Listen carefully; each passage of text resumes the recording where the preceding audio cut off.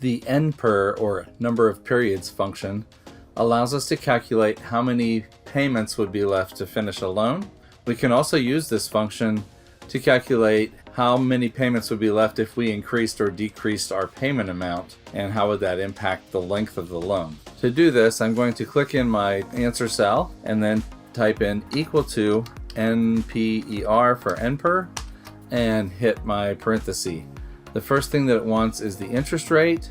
I'll go ahead and click on my annual interest rate, but then I need the rate per payment, so I'll divide that by the number of payments per year.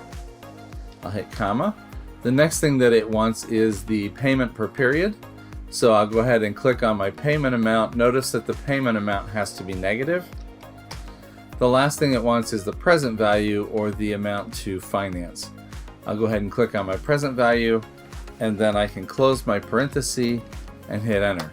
Now what it's giving me is a number of months. So if I want number of years, I would have to take that number and divide it by the number of payments per year. And that would give me the number of years. Notice that I can use this now to say, what if I change my payment amount to like $800? Then I can see how many months or how many years would be left. Here are my formulas.